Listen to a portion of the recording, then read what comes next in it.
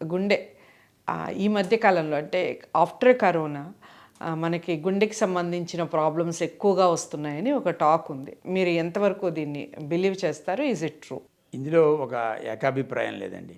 మనకి హెల్త్ గురించి corona episode వచ్చిన తర్వాత చాలా ఇంట్రెస్ట్ ఎక్కువైపోయింది. ప్రతిదాన్ని కూడా మనం ఎక్కువగా సీరియస్గా చూస్తున్నాము. సో అందుచేత మన అవేర్నెస్ ఎక్కువ అవడం వల్ల ఎక్కువగా రిపోర్ట్ అవుతుంది.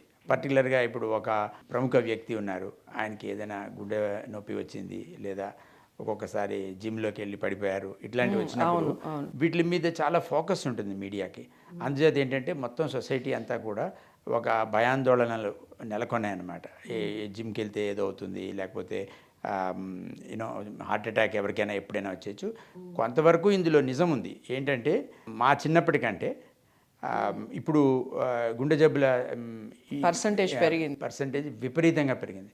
నేను ఒక ఎగ్జాంపుల్ చెప్తాను. ఆంధ్ర మెడికల్ కాలేజ్లో 1976, 77, 78లో జస్ట్ మాకు తెలిసి ఒకే ఒక ప్రొఫెసర్కి హార్ట్ అటాక్ వచ్చింది.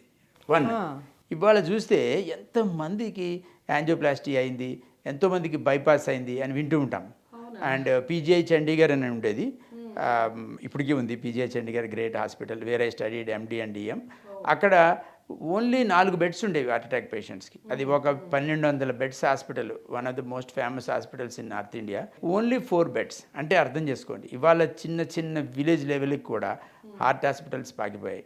సో ఏంటంటే డెఫినెట్గా మనుషులు తమ యొక్క అలవాట్ల వల్ల ఎక్కువ కదలకపోవడము, ఎక్సర్సైజ్ లేకపోవడము, over eating, smoking to an extent, వీటన్నిటి వల్ల హార్ట్ అటాక్, స్ట్రోక్ బారిన పడుతున్నారు.